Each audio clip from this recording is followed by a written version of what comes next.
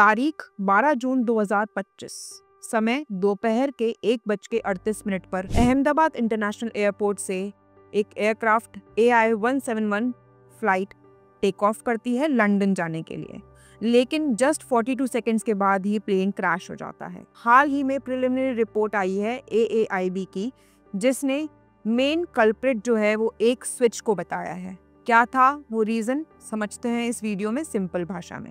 मेरा नाम है अक्षता सोनी और आपका अपने चैनल योर लॉर्डशिप्स पर स्वागत है। आइए समझते हैं।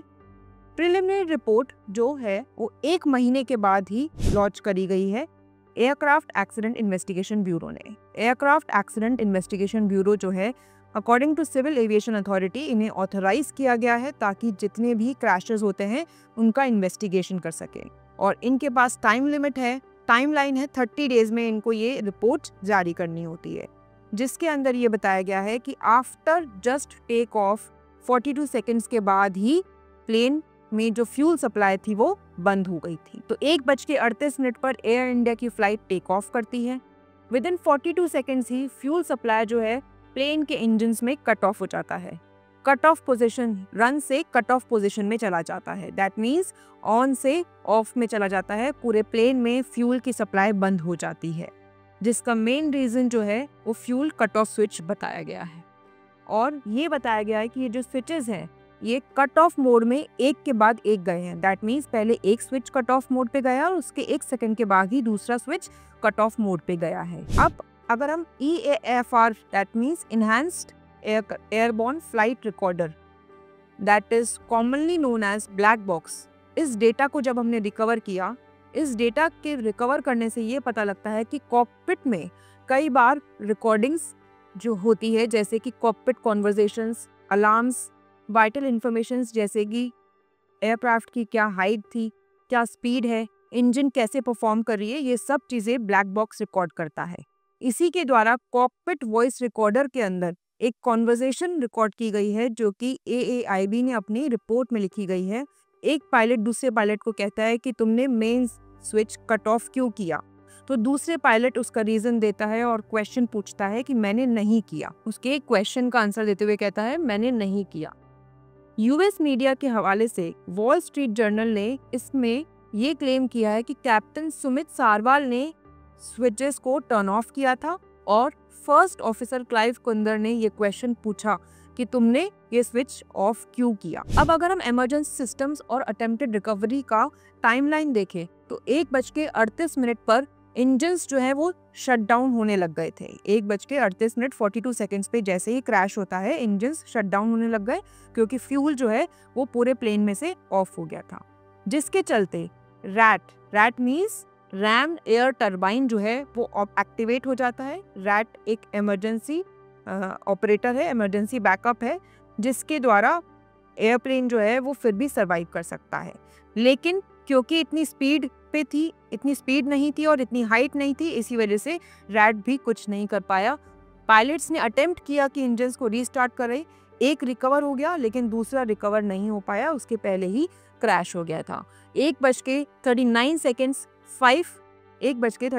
5 सेकेंड पर मेडे कॉल कर दिया था और उसके जस्ट 6 सेकेंड्स के बाद ही 11 पर EAFR की रिकॉर्डिंग स्टॉप हो गई और एयरक्राफ्ट जो है वो क्रैश हो गया। 1:39 11 सेकेंड्स पे एयरक्राफ्ट क्रैश हो गया। प्रिलिमिनरी रिपोर्ट में ये सामने आया कि जो एक्सीडेंट है it was not caused by fuel contamination with insufficient altitude and time, कि इतनी हाइट भी नहीं थी और इतना टाइम भी नहीं था कि हम रिकवर कर सके, इसी वजह से क्रैश हुआ। अब आइए समझते हैं कि ये सेफ्टी किस तरीके से ये प्री फ्लाइट कंडीशंस थी और कैसे ये स्विच मैकेनिज्म काम करते हैं और कब किन सिचुएशंस में हम स्विच मैकेनिज्म्स को यूज कर सकते हैं। अगर हम EAFR डेटा को देखें तो दोनों इंजन्स के अंदर फ्यूल कट ऑफ स्विचेस जो है वो रन से कट ऑफ पोजीशन पे चले गए थे, जिसकी वजह से प्लेन क्रैश हुआ है। लेकिन प्रिलिमिनरी रिपोर्ट में ये सामने नहीं आया है कि why and how the switches has been turned off. Basically fuel cut off switch जो है वो इन 3 सिचुएशंस के अंदर ही कट ऑफ हो सकते हैं, फ्यूल रन से कट ऑफ पोजीशन पे जा सकते हैं। पहला, नॉर्मल ऑपरेशंस, आपको अगर अपना इंजन स्टार्ट करना है तो आप कट ऑफ से रन पे डालेंगे। कट ऑफ एक ऐसा बटन है जिसका मतलब है ऑफ, जिसका मतलब है कि फ्यूल जो है अब इंजन में नहीं जाएगा, ऑफ सिस्टम है। और रन का मतलब है फ्यूल अब पूरे प्लेन के अंदर जाने लग जाएगा, fuel means on. So starting the engine switch must be in run. जैसे ही लैंड होता है, permanently shutting down the engine after landing, switch जो है वो कट ऑफ पोजीशन पे चला जाता है। और तीसरी सिचुएशन सिर्फ और सिर्फ इमरजेंसी यूज में आती है, जब मिड एयर आपको फील होता है कि अब इमरजेंसी लैंडिंग करनी होगी, तभी आप रन से कट ऑफ में डालते हैं। इन तीनों सिचुएशंस के अलावा रन से कट ऑफ में डालना बहुत डेंजरस होगा, ये चीज सामने आई है। अब देखते हैं कि कैसे ये स्विच सिस्टम काम करता है और क्या क्या सेफ्टी मेजर्स दिए हैं स्विच सिस्टम्स को ऑपरेट करने में। क्या इतना आसान है कि आप रन से कट ऑफ में डाल सकते हैं? देखते हैं। एक की क्वेश्चन क्या रेज होता है कि क्या स्विच एक्सीडेंटली रन से कट ऑफ में जा सकता है? तो एक्सपर्ट्स के हिसाब से इसका आंसर है नो, इतना आसान नहीं है, ये एक्सीडेंटल नहीं हो सकता, क्योंकि इसमें 2 लेवल की गार्डिंग है। पहला है स्प्रिंग लोडेड मैकेनिज्म। जैसे कि आप देख पा रहे हैं कि यहाँ पर पहले इस सिस्टम को यहाँ स्प्रिंग लगी होती है, इसको बाहर पुल करके बाहर निकालना होता है और उसके बाद ही आप ऑन एंड ऑफ कर सकते हैं। और साथ ही साथ इसमें जो ये गार्ड रेल्स लगी है, ये भी सेफ्टी के लिए, ताकि एक्सीडेंटल हार्म को प्रिवेंट कर सके, ताकि एकदम एक्सीडेंटली हाथ ना चले जाए रन से कट ऑफ पर। तो इस सेफ्टी मैकेनिज्म को देखते हुए भी नहीं लगता कि एकदम एक्सीडेंटली रन से कट ऑफ पोजीशन पे जा सकता है।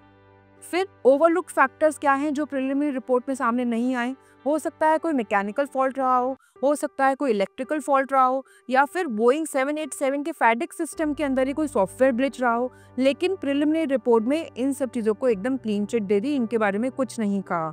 जो 30 डेज की रिपोर्ट आई है, इनके बारे में अभी कुछ नहीं कहा। डेफिनेटली यहाँ पर कैमरा भी नहीं है कॉकपिट में, तो ये भी नहीं बता सकते कि किसने स्विच ऑन ऑफ किया और कब हुआ। इसके बाद अगर हम प्री वार्निंग्स देखें कि 2018 में FAA फेडरल एविएशन एडमिनिस्ट्रेशन ने special airworthiness information bulletin launch किया था, जिसके चलते ये बताया था FAA ने कि फॉल्टी लॉकिंग मैकेनिज्म है बोइंग 737 एयरक्राफ्ट्स में। बोइंग 737 एयरक्राफ्ट्स में एक फॉल्टी लॉकिंग मैकेनिज्म है, जिसका सेम रेप्लिका बोइंग 787 एयरक्राफ्ट्स में भी है, जिसके चलते एक्सीडेंटल इंजन शटडाउन हो सकता है। लेकिन क्योंकि ये बुलेटिन जो था, ये एक एडवाइजरी थी, ये मैंडेटरी नहीं था, इसीलिए एयर इंडिया ने इस बुलेटिन को फॉलो नहीं करा।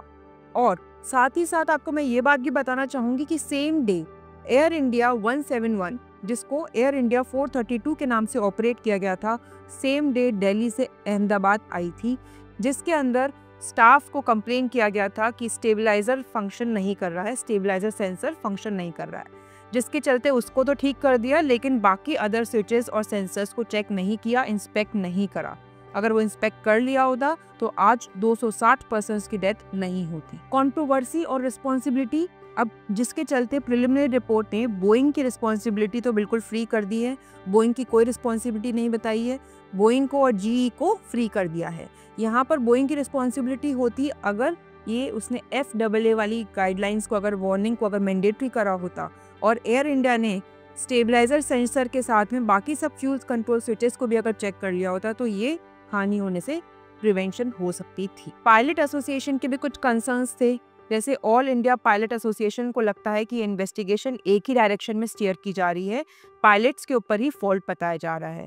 उनकी ये डिमांड है कि यहाँ पर ट्रांसपेरेंसी रखी जाए, एक्सपर्ट पैनल में उनके मेंबर्स को भी इंक्लूड किया जाए, और ARPA ने स्ट्रांगली अपोज किया है कि इन्वेस्टिगेशन इस तरीके से नहीं होनी चाहिए जहाँ पायलट्स को फॉल्ट किया जा रहा है। साथ ही साथ मैं आपको बताना चाहूँगी कि योर लॉर्डशिप्स ने उत्तराखंड क्रैश कोर्स शुरू कर रहा है 1 अगस्त से। साथ ही आपको रैपिड रिवीजन के साथ ही टेस्ट सीरीज एक्सेस भी मिलेगा। 1 अगस्त से स्टार्ट हो रहा है ये बैच। 10 डेज के अंदर ये गेम चेंजर प्लान होगा, तो ये गोल्डन चांस है उत्तराखंड एस्पिरेंट्स के लिए। और अगर आपको कोई पर्सनलाइज्ड गाइडेंस चाहिए, मेंटोरशिप चाहिए, तो आप दिए हुए नंबर पे कॉल कर सकते हैं। Thank you. अगर आपको पसंद आया हो वीडियो तो लाइक करिए, अपने दोस्तों में शेयर करिए और हमारे चैनल को सब्सक्राइब करना ना भूलिए। थैंक यू, धन्यवाद, जय हिंद।